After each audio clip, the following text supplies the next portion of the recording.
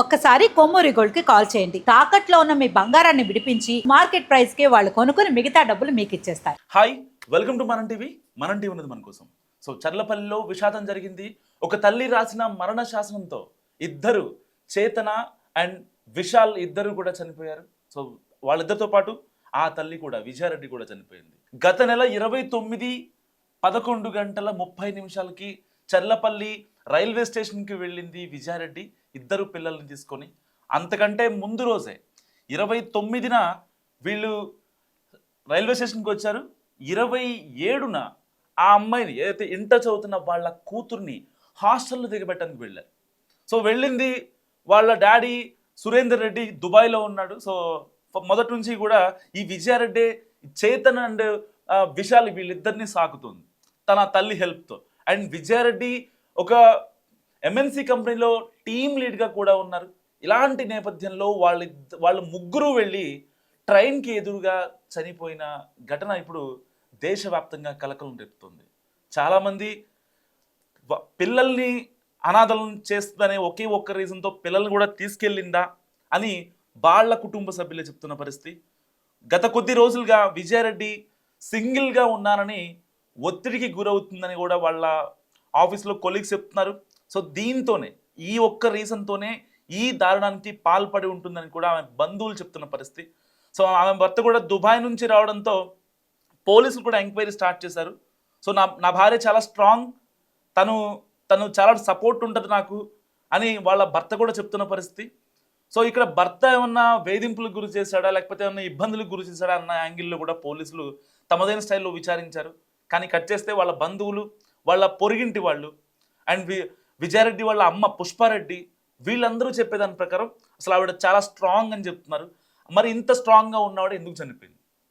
ఎందుకంటే వాళ్ళ కూతురు చేతనాన్ని హాస్టల్లో దింపడానికి వెళ్ళినప్పుడు దాదాపుగా అమ్మాయికి 10 డేస్కి సరిపడా. సో ఘటన జరిగింది 29 రోజున. సరిగ్గా అదే రోజు వాళ్ళ పెళ్లి రోజు. సురేందర్ రెడ్డికి దుబాయ్లో ఆయన ఒక టీమ్ లీడ్గా ఉన్నాడు అండ్ ఇక్కడ విజయారెడ్డి టీమ్ లీడ్గా ఉంది.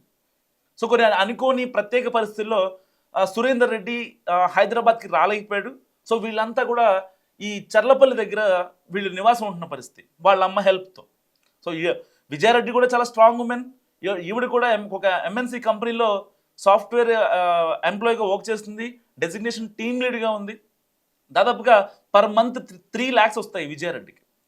ఇటు ఫినాన్షియల్గా టెన్షన్స్ ఏం లేవు. ఆవిడ బతుకుతుంది పిల్లల కోసం. పిల్లల్ని భర్త దుబాయ్లో ఉన్నా సరే పిల్లల్ని ఇక్కడ వాళ్ళ అమ్మ హెల్ప్తో చాలా జాగ్రత్తగా చూసుకుంటుంది. వాళ్ళని ఏం కావాలంటే అది ఇచ్చి వాళ్ళని హాస్టల్లో పెట్టిస్తూ ఈవిడ ఒంటరిగా ఉంటుంది. సో ఎంత తల్లున్నా కొన్ని విషయాలు చెప్పుకోలేని ఆ విజయారెడ్డి తన ఆఫీస్లోని కొలీగ్స్తో చెప్పుకుంది, నేను ఒకవేళ చనిపోతే నా పిల్లలు ఇబ్బంది పడతారు అని వాళ్ళ ఆఫీస్లోని కొలీగ్స్ చెప్పడంతో వాళ్ళు కొంచెం ధైర్యం ఇచ్చారు. కొంతమంది వాళ్ళ ఫ్రెండ్స్ అయితే విజయారెడ్డిని ఎవరైతే కొంచెం ఎక్కువగా ప్రేమిస్తారో ఆ ఫీమేల్ కొలీగ్స్ వాళ్ళు కూడా వాళ్ళ ఇంటికి వచ్చి ఆ విజయారెడ్డితోనే చాలా రోజులు గడిపిన సిచ్యువేషన్. ఎక్కడ ఎలాంటి సిచ్యువేషన్ తీసుకుంటుందో, రేపొద్దున పిల్లలు ఇబ్బంది పడతారేమో అన్న ఆలోచించిన ఆ కొలీగ్స్ కూడా పాపం వీడికి చాలా సపోర్ట్ ఇచ్చారు.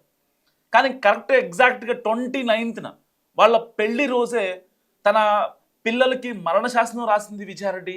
నిజంగా 27th ఏదైతే చేతనాన్ని హాస్టల్లో దింపడానికి వెళ్ళి తనకి ఒక 10 days కావాల్సిన స్టఫ్ ఏదైతే ఉంటుందో, తన థింగ్స్ ఏవైతే ఉంటాయో అవన్నీ కూడా ఆ చేతనాకి ఇచ్చేసి హాస్టల్లో దింపేసి వచ్చేసింది.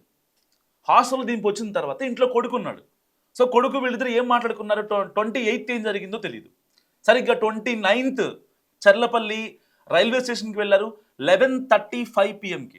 సో విజువల్స్ చూసుకోవచ్చు మీరు. 11:37కి వాళ్ళు చర్లపల్లి స్టేషన్లో ఎంట్రన్స్ గేట్ దగ్గర ఉన్నారు. అండ్ 11:55కి బిట్వీన్ 2-3 ఏదైతే ప్లాట్ఫామ్స్ ఉంటాయో ఆ ఎండ్లో గట్కేసరి వైపు వెళ్ళే ట్రైన్స్ ఉంటాయి కదా. సో ఆ 2-3 ప్లాట్ఫామ్స్ దగ్గరికి వీళ్ళు సరిగ్గా 11:55కి వెళ్ళారు. సో ఆ స్టెప్స్ దిగుతున్న విజువల్స్ కూడా మనం టీవీ స్క్రీన్ పై చూస్తున్నాం. సో ఇలాంటి నేపథ్యంలో ఏం జరిగిందంటే సరిగ్గా వీళ్ళు స్టెప్స్ దిగుతున్నప్పుడే ఒక ట్రైన్ వెళ్ళిపోయింది. సో అప్పటికే వాళ్ళు నడిచే నడకలో చూడండి కొంచెం ఫాస్ట్గా వెళ్దామనే ఆ ఈగర్నెస్ కనిపిస్తుంది, ఆ ఆతృత కనిపిస్తుంది. కానీ వీళ్ళు ఎప్పుడైతే 11:30కి పార్కింగ్ దగ్గర కార్ పార్క్ చేసి ఈ స్టేషన్ ఎంట్రన్స్లోకి నడుచుకుని వస్తున్న 5 minutes ఒకసారి ఆ విజువల్ చూడండి ఒకసారి. వాళ్ళల్లో అమాయకత్వం కనిపిస్తుంది. ఏదో నార్మల్గా ఒక చిన్న ప్రయాణం చేస్తున్నట్టే అనిపిస్తుంది తప్ప మనం ఎక్కడికైనా వెళ్తూ ఉంటాం కదా, సో అలాంటి ఇదే కనిపిస్తుంది. ఏదో గొప్ప కార్యం చేయడానికి వెళ్తున్నాం, లేకపోతే చనిపోదామని వెళ్తున్నాం, మూకుమ్మడిగా అనంతలోకాలకు వెళ్ళిపోదామనే ఆ మూమెంట్ అసలు వాళ్ళ ఫేస్లో కనిపించట్లేదు. జస్ట్ ఇమాజిన్ ఒకసారి మనం ఏదైనా గొప్ప పనో లేకపోతే చెడ్డ పనో ఏది చేయాలన్నా సరే మన మన మన మూడు మారిపోతూ ఉంటుంది. ఆ క్రేవింగ్స్ నెక్స్ట్ లెవెల్లో ఉంటాయి. సో అది మంచైనా చెడైనా సరే, సో ఇది చేయగలమా లేదా, మన వల్ల అవుద్దా కాదా అనే ఒక టెన్షన్ వాతావరణం మన ఫేస్లో కొట్టొచ్చినట్టు కనిపిస్తూ ఉంటుంది. కానీ విజయారెడ్డికి అదేం కనిపించట్లేదు. ఒకసారి అది జూమిన్ చేయండి. సో ఒక్కసారి ఆవిడ ఎక్స్ప్రెషన్ చూడండి. చాలా క్యాజువల్గా ఎంటర్ అయింది లోపలికి. ఎంటర్ అయిన తర్వాత వాళ్ళ కొడుకు అడిగాడు, అమ్మ నాకు దాహం అవుతుందని చెప్తే అక్కడ ఏదైతే ప్లాట్ఫామ్ నెంబర్ 8-9కి వెళ్ళే దారి ఉందో అక్కడ సరిగ్గా 20 రూపీస్ పెట్టి వాటర్ బాటిల్ తీసుకున్నారు. దాని తర్వాత వాటర్ తాగాడు. అంటే చనిపోతామని తెలుసు ముగ్గురికి. మరి ఇంటి దగ్గర ఏమైంది లేకపోతే ఇంట్లో ఏమైంది, ఇప్పటికి 5 రోజులు గడుస్తున్నా సరే పోలీసులు విచారణ ఏం కనుక్కోలేకపోతున్నారు. కానీ వాస్తవానికి 28th ఏదో జరిగింది. ఎందుకంటే ఆల్రెడీ ఆ అమ్మాయిని 27th చేతన అనే హాస్టల్కి పంపింది. ఆ అమ్మాయికి 10 days కావాల్సిన థింగ్స్ని మొత్తాన్ని ఏర్పాటు చేసి మళ్ళీ 28th ఈవినింగ్ ఆ అమ్మాయిని మళ్ళీ పిలవాల్సిన అవసరం ఏంటి? 29th night. So 28th morning నుంచి 29th మార్నింగ్ వరకు అంటే దాదాపు ఆ 24 hours ఏం జరిగిందనే దానిపై ఇప్పుడు పోలీసులు ఫోకస్ పెట్టారు. సో వీళ్ళ అమ్మ పుష్ప చెప్తున్న దాని ప్రకారం పుష్పారెడ్డి ఏం చెప్తుందంటే పోలీసులకి, లేదు నా కూతురు చాలా మంచిది, చాలా స్ట్రాంగ్గా ఉంటుంది, అలా అని చెప్పి సురేందర్ రెడ్డి అల్లుడేమి చెడ్డవాడు అంటలేదు, వీళ్ళిద్దరి మధ్య గొడవలు అయితే ఏం లేవు, అలా అని ప్రేమ కూడా లేదని చెప్తున్నారు. సో ప్రేమ లేనప్పుడే కదా గొడవలు స్టార్ట్ అయ్యేది. జస్ట్ వాళ్ళిద్దరి మధ్య ఆ కమ్యూనికేషన్ నిజంగా ఉంటే, ఒకవేళ కేవలం జాబ్ రీత్యా దుబాయ్లో ఉన్నవాడు 1 సంవత్సరం ఉంటాడు, 2 ఏళ్ళు ఉంటాడు, సరే అల్టిమేట్గా పిల్లల కోసం కష్టపడుతున్నారు. ఏ తండ్రిని అంటే దూరంగా ఉండి పిల్లల కోసం, పిల్లల భావితరాల భవిష్యత్తు కోసం కష్టపడే ఏ తండ్రిని నేను కావాలని ఉద్దేశించి అనట్లేదు. బట్ వాస్తవానికి ఇక్కడ ఈవిడ విజయారెడ్డి అనే ఒక ఆవిడ స్ట్రాంగ్గా లేకపోతే పిల్లలు ఇవాళ అంత హైట్ ఎదిగే వాళ్ళ, అంత ఉత్తమ చదువులకు వెళ్ళేవాళ్ళ లేదు కదా. ఏ రోజు ఆగిపోయేది మొత్తం చదువును కూడా పిల్లలు ఆపిచ్చేసేవాళ్ళేమో. ఎందుకంటే ఈ అమ్మాయి ఆల్రెడీ లోన్లీనెస్లో ఉంది విజయారెడ్డి. సో ఒక్కసారి ఆ విజువల్ చూసుకోవచ్చు మీరు, స్క్రీన్ పైన విజువల్ కనిపిస్తుంది కదా. సో ఆ విజువల్లో అంటే మనం చచ్చిపోతున్నాం కాసేపట్లో అనే ఆ క్యూరియాసిటీ వాళ్ళలో అసలు ఏం కనిపించట్లేదు. అంటే పిల్లలు ఒకవేళ వాళ్ళ మమ్మీ విజయారెడ్డి చేతన్ని విశాల్ని ఇద్దరిని కలిపి మనం ముగ్గురం చనిపోబోతున్నాం అని ఉంటే కనీసం పిల్లలు దాన్ని డిఫెండ్ చేసుకోగలరు కదా. అసలు పిల్లలు ఎలా యాక్సెప్ట్ చేశారు చచ్చిపోదామంటే? అంటే కేవలం ఇక్కడ ఒకటే పాయింట్ కనిపిస్తుంది. ఒకవేళ విజయారెడ్డి ఒంటరిగా కనుక చనిపోతే నా కూతుర్ని నా కొడుకుని సురేందర్ రెడ్డి చూసుకోడు ఎట్టి పరిస్థితుల్లో. ఒకవేళ మా అమ్మ ఉన్నా సరే, ఆ పుష్పారెడ్డి ఎవరైతే విజయారెడ్డి వాళ్ళ అమ్మ ఉందో, సో ఆవిడ వృద్ధాప్యంతో ఉన్నారు, ఆవిడ చూసుకోవడం కష్టం. సో పిల్లల్ని చూసి వాళ్ళని పెద్ద చేసి వాళ్ళకి ఏం కావాలో అవి ఇచ్చి, ఇటు ఫినాన్షియల్గా కావచ్చు, ఇటు పర్సనల్ కావచ్చు, సో ఇలాంటి ఆ థింగ్స్ని ఇవ్వలేదన్నమాట పుష్పారెడ్డి. సో ఇన్ని ఆలోచించిన విజయారెడ్డి ఎట్టి పరిస్థితుల్లో చావే శరణ్యం అనుకుంది. తన 2 బిడ్డలకి మరణశాసనం రాసి తను కూడా అనంతలోకాలకు వెళ్ళిపోయింది. అసలు ఈ ఎంటైర్ ఎపిసోడ్లో దాదాపుగా చర్లపల్లి స్టేషన్కి 11:30కి వచ్చింది, 11:35కి కార్ పార్క్ చేసి 11:42కి మెయిన్ ఎంట్రన్స్ దగ్గరికి వచ్చింది. దాని తర్వాత టికెట్ కూడా ఏం తీసుకోలేదు. ప్లాట్ఫామ్ నెంబర్ 8-9 దగ్గర ఆవిడ ఎంట్రీ ఇచ్చి 2-3 దగ్గర ఏదైతే వాటర్ బాటిల్ తీసుకొని కొడుకు అడిగిన తర్వాత లోపలికి వచ్చింది. అండ్ వాళ్ళు స్టెప్స్ దిగుతున్న క్రమంలోనే ఒక ట్రైన్ వెళ్ళిపోయింది.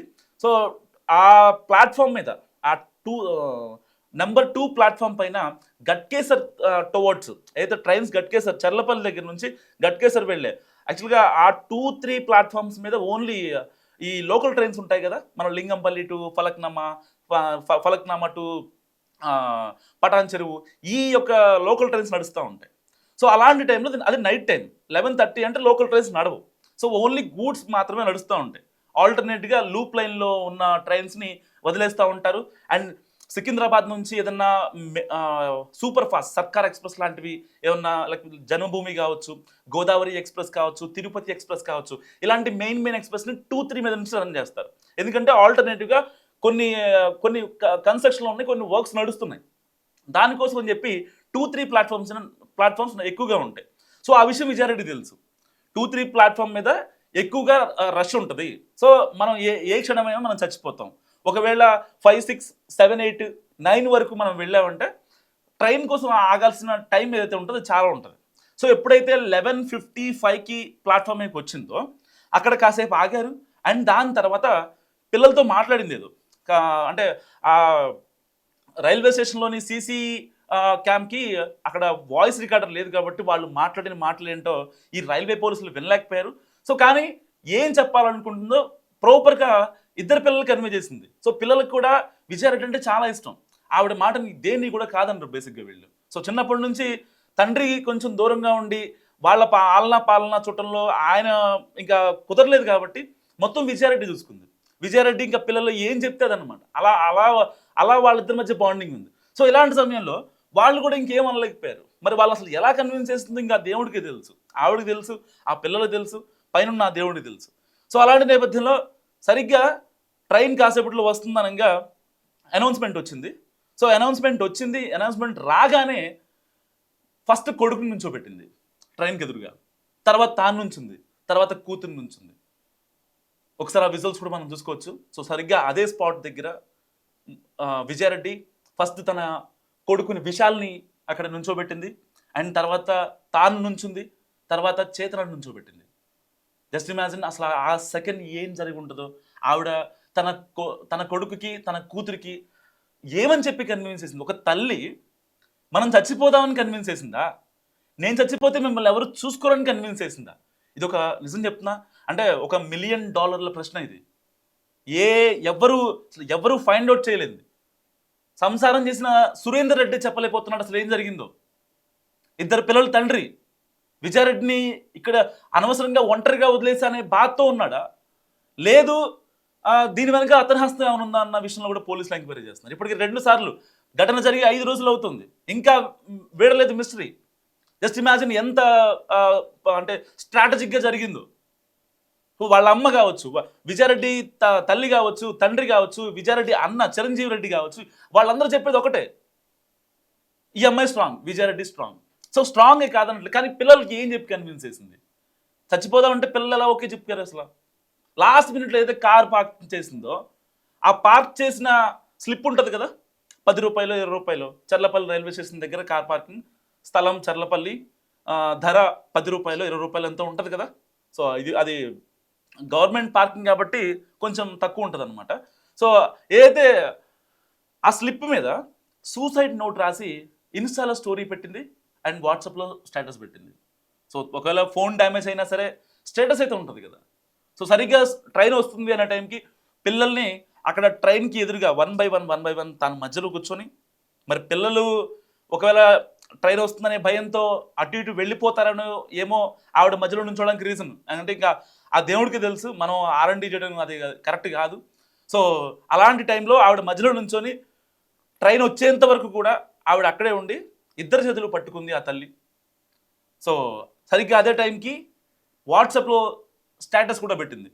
సరిగ్గా 12:32కి ఆవిడ స్టేటస్ పెట్టింది. 1:32కి సురేందర్ రెడ్డి, దుబాయ్లో ఉన్న సురేందర్ రెడ్డి తన వర్క్స్ ముగించుకొని ఇంటికి వచ్చాడు. ఇంటికి వచ్చిన తర్వాత ఒక్కసారిగా ఆ స్టేటస్ చూసి ఇంకా ఉన్న పళ్ళంగా హైదరాబాద్కి వచ్చాడు. సో కట్ చేస్తే ఆ ఏదైతే గుద్దిన ట్రైన్ ఉందో, ఈ ఫ్యామిలీని గుద్దిన ట్రైన్ ఉందో, ఆ ట్రైన్లోని వెనకాల ఆ లోకో పైలట్ చూసి వెంటనే అక్కడి చర్లపల్లి స్టేషన్లోని రైల్వే పోలీసులకు సమాచారం ఇచ్చాడు. దాని తర్వాత వెంటనే స్పాట్కి వచ్చిన పోలీసులు అప్పటికే చిందరవందరగా మృతదేహాలు చిందరవందరగా పడిపోయాయి. ఏ పార్ట్ ఎవరిదో కూడా తెలుసుకోలేని పరిస్థితి. జస్ట్ ఇమాజిన్, ముగ్గురు మీద ఆ ట్రైన్ దాదాపుగా ఈ గూడ్స్ ట్రైన్కి కంపార్ట్మెంట్స్ ఎక్కువ ఉంటాయి, ఆ యొక్క క్యారింగ్ కెపాసిటీ ఎక్కువ ఉండాలి కాబట్టి దానికి బోగీలు కూడా ఎక్కువ ఉంటాయి. సో అది కోలా లేకపోతే సిమెంట్ బస్తాలా ఐరనా ఇంకేమన్నా ఏం తెలియదు. సో జస్ట్ ఇమాజిన్, నార్మల్ బోగినే బోల్డ్ వెయిట్ ఉంటుంది, దానికి ఇంకాస్త అది పడిందంటే కనీసం చేతులు ఎక్కినా లేకపోతే ఏదైనా సరే బాడీ మొత్తం అసలు ఎవరిది కనిపెట్టలేని పరిస్థితి. తర్వాత ఆవిడ ఫోన్ చూసిన తర్వాత దగ్గరలోని ఆ గట్కేసర్ పోలీస్ స్టేషన్కి ఇంకా చర్లపల్లి పోలీస్ స్టేషన్కి సో సమాచారం అందించిన తర్వాత జరిగిన విషయాలు వెళ్ళలోకి వచ్చి అప్పుడు ఈవిడ ఒక సాఫ్ట్వేర్ ఎంప్లాయీ విజయారెడ్డిగా ఫోన్ గుర్తించారు. దాని తర్వాత ఆవిడని ఫోన్ రిట్రైవ్ చేసే పనిలో పడ్డారు. సో ఎందుకంటే వాళ్ళ హస్బెండ్ 28వ తారీఖే దాదాపుగా వాళ్ళతో మాట్లాడాడు. ఆ అమ్మాయి చేతనతో మాట్లాడాడు కాల్లో. ఏమ్మా హాస్టల్ది బాగుందా, మమ్మీ అన్నీ కొనిచ్చిందా నీకు అని చెప్పి మాట్లాడాడంట. ఆ అమ్మాయి కూడా ఓకే డాడీ నాకు ఇబ్బంది ఏం లేదని చెప్పిందంట.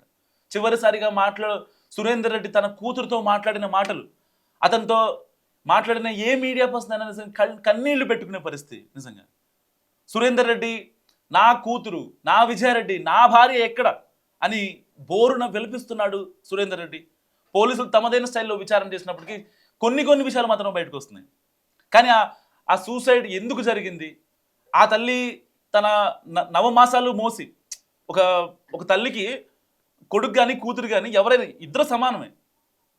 ఇలాంటి నేపథ్యంలో కనీసం అంటే ఒక ముళ్ళు తగిలితేనే తల్లి మనసు విలవిల్లాడిపోద్ది. అలాంటి సిచ్యువేషన్లో వాళ్ళిద్దరినీ చంపేయాలి, నేను కూడా వాళ్ళతో చచ్చిపోవాలి అని అసలు విజయారెడ్డి అనుకుందంటే దానికి రీజన్ ఏమై ఉంటుంది. సో చాలామంది చెప్తున్నారు విజయారెడ్డి సింగిల్గా ఉన్నాననే ఒకే ఒక్క రీజన్తో ఒత్తిడి తట్టుకోలేక మాట్లాడింది, ఒత్తిడి తట్టుకోలేకే చాలామందికి ఈ విషయాలు చెప్పింది అని చెప్తున్నారు. కానీ అసలు ఏం జరిగిందో ఆ భగవంతుడికి తెలుసు. సో విజయారెడ్డి కేసులో మీరేమనుకుంటున్నారో మస్ట్ కామెంట్ చేయండి. చూస్తున్నాండి మన టీవీ.